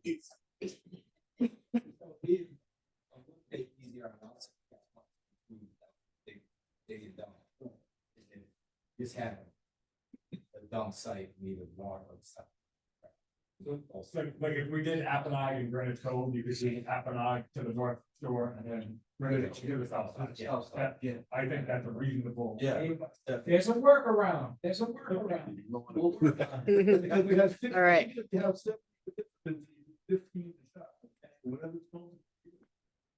Guys, I mean, it's better than dumping to put it in the boat and then wait for everybody to unload the boat, and then go out there and dump them, and then go back in, because that's gonna be poison. Right. I would plan contingency though, like. Yeah, like if you want. Yeah. Like what you said, if you're digging from Greenwich down by the south side. Perfect way to put it. Okay. That can eliminate Jeff's concerns. Well, I don't know if it'll eliminate. less chasing concern.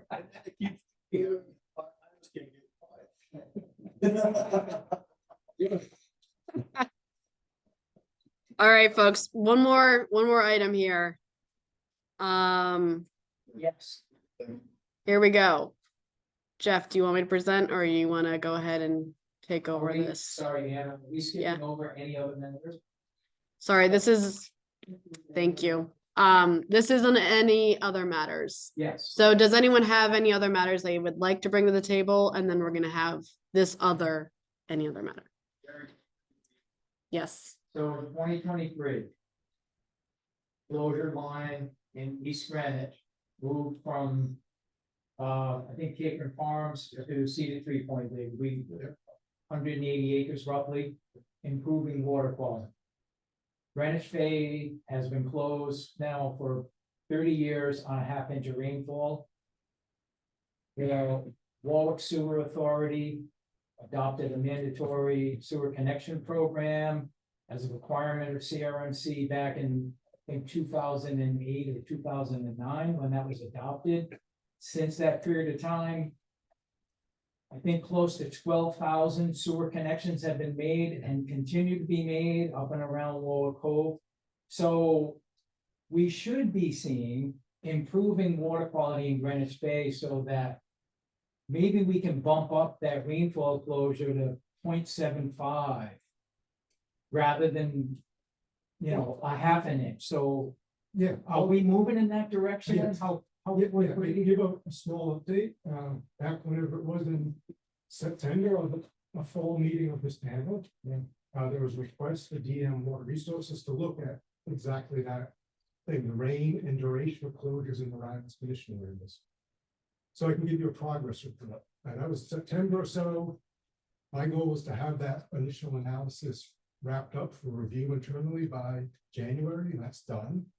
I have a meeting with Joe Haberach on Thursday of this week to sort of essentially defend the recommendations. Since it's not finalized, I'm hesitant to give specifics, but you're exactly right. Greenwich Bay especially, it's been 30 years at a half inch. There are recommendations to, mostly on the duration side, to shorten durations for the smaller rainstorms. in some of the conditional areas. I'll leave it at that. Okay. So there is movement. We'll know more once it goes through first water resources and then share that. Those recommendations with folks in fisheries and so forth, and then it's happened. So there is movement. It's in process. Good, thank you. Yep. Thank you. Great, thank you. Yeah, do you have any other matters Yeah, you'd like to add? every time I come here, what about the shore digging for area even summertime? You've asked us to get broken record, why do I gotta be restricted?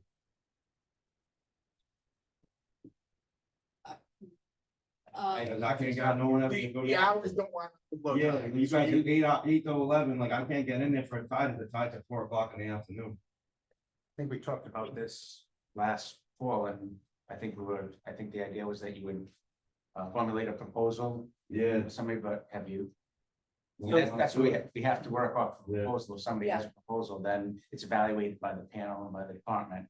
So. And this can definitely be something that you can submit I as a sent you a proposal. proposal about it, Okay. yeah. Yeah, so we can bring this to the next SAP meeting. I'm getting And sick. present your proposal. Okay, Next up, I'm just gonna get a lawyer. I'm not trying to like make any legal threats on that aspect, but I got stacking for it. well, and this is the perfect opportunity for you to bring this and it'll go through the process with all the other proposals as well, okay? Yes. All right, any other matters from folks? Hearing none. Yes, I know. Procedure, hearing none. Here is our final item on the agenda. So as some of you are probably aware, there was a clarification in the regulation language under the dealers reporting. And so Jeff, would you like to speak to this? Sure, I'll take that. So as you can see up here, the regulation, you can say dealers shall applying outweigh and online enrollments and at a point of transfer. Recent years, we've had issues with how people interpret this. We've always interpreted as when you pass it off from you to the dealer, it gets weighed or counted, which in the shellfish industry, that seems to be standard practice. Some of the dealers have been pushing back that, they'll take it and they'll weigh it when they can, and we'll weigh it, and we're still gonna record it and report it, but we feel that's not appropriate, because the dealer is taking too much above the session, because at that point, not even be aware. So we put in some new language to kind of clarify how we've always interpreted it, in that it has to be weighed, measured, or counted at the time of transfer from the harvest into a dealer-owned facility or a vehicle. We also had some fish going into out-of-state dealer vehicles, never be weighted to like a occupancy issue. As part of that, we put in the quantity shall be recorded and available at the time of inspection, review and measure it shall be the same as what's written in regulation of the possession. Now, you guys are a different industry in that your possession limit is in bushels. Correct. But you get paid by count, it's reported to count. To account for that, we put in the last sentence that said what gets reported, statements and reported to DEM can be different from the leading measure. That still leaves in there that when we deliver your call hogs to the dealer should be accounting for the fact that they're not exceeding the possession. And what's like the possession. So we believe that a dealer should be ensuring that if it's a ground day management every day, you've got ground day added something bags that it doesn't exceed 3 bushels. So in essence, what this means is that in the shellfish industry, your bags would have to be weighted to a bushel to make sure you're not exceeding your limits. How do they report that? How do they report it? Yeah. If you're requiring that they report it in bushels, and we're paid in piece. Yep. How does that equate? Because a little net can be this big or this big. What's that? A little net can be varies in size. Yeah. So that 400 or 350, 400 pound bucket that you're calling 400 can sometimes fit 450. Or it'll fit 350. So We're not I'm- saying, we're saying, you're calling on exactly what happened, we put into a quick basket. I'm assuming. some of us don't use a hopper or sorter. So we have to go into a bushel basket at some point. Where do you guys get those baskets? So we can make sure that, like, you know, the fishermen have the same baskets available. Just to this point, I've always thought something that would improve. Enforcement and compliance would be like something like you guys certifying a handful of metal shops around the state. He's got this bushel basket, we checked it, it's good, you know, the metal shop just spits out copies. Just 'cause it's not like readily available, so if I Google how many gallons in a bushel, it's like 8-ish. So like that's how I approximate, but I was wondering if you guys also, you know, do the same measure. If I use level 5-gallon buckets, I believe 3 bushels is 28 gallons, so you have 5 flush buckets and then. Almost half of another one, almost half of another. 28 gallons is 3 bushels. I know that's what you gotta do right now.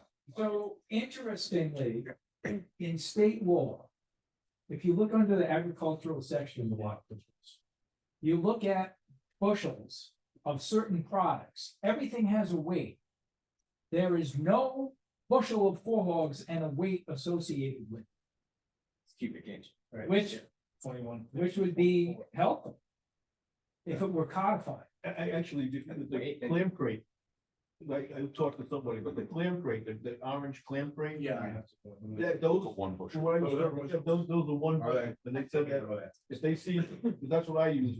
So I have 6 of them here, and he didn't even question it, because they're all. I got bored and I have push fasting on my boat. Traditional fasting. That's one of Jerry's. It was right. I actually have a bunch of them. Yeah. And another thing I would like to bring up. Sort of outside the person of that, but one of the biggest fishing is a lack of finfish buyers. And the couple finfish buyers that are left, they can't afford to have staff there until sunset. They're open till 3 or 4, and a lot of the weekend I can't. Not good enough fishing to be done at 3 o'clock. We show up late, some of these places give us a key or let us in, we label our stuff and drop it off. So this, I understand the issue with like tightly quota regulated species like say stripers. That are be tagged, and tagging is also an issue, but this prevents that. Like, it's next to impossible for me to fish and get some of these places before they close, and I don't think they're making enough money to have an employee on until the 7, 8, 9 o'clock when I get there some nights. So I understand the need from an enforcement perspective, but I just wanted to offer that makes that tough. That's a pretty big thing when I sell my fish at some of these places that I can drop off late at night when I work all day again and late. It would be really hard alone to go through the fishing way if you're talking about de-icing it and re-icing it. What they would typically then do first thing in the morning when they get there.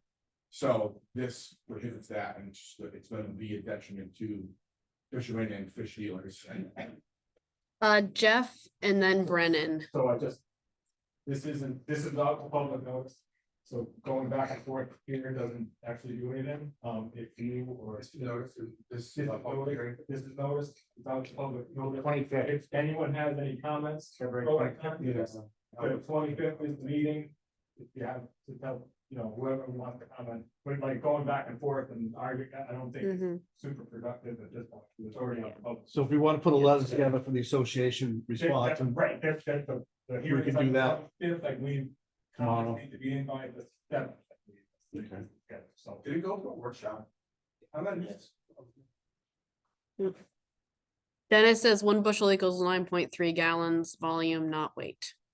There is a calculation. 2150.4. So what is it? I thought it was 8 gallons per bushel. It's fine, fine. Huh? All right. All right, folks, so it's 6:30. Thank you all for all the questions, comments, discussion. Always a pleasure and really appreciate it all. In the meantime, again, proposals in by next week, next Thursday, please. If you have questions, please do not hesitate to reach out, ask questions. Happy to run through a proposal with you, discuss it, whatever, just reach out to us. Our next meeting will be again in 2 weeks. I will be sending out the listserv with the agenda tomorrow for that meeting. And I hope will be seeing all of you and more on March 5th. All right, and adjourn. Thank you. Hey, Eric, I'm on the biosecurity board. I think Mark is concerned because she wants to see what if there's a spread or something. But if we spread it was tested last year. And I could ask Ed goes to weigh in the biosecurity board, but if we stay in that footprint of Greenwich Bay, it's all set. We want to move plans down to Fox. So one thing they have to do with the place. But if we stay in the footprint, the sports sanctuary in where it stays zone. It's already been tested the year before, so I don't think we need to spend money for every time.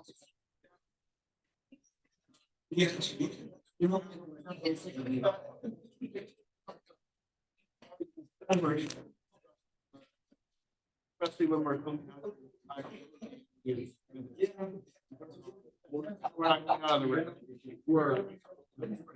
No, we're coming out of the, definitely, we're going, because that's shaking stone.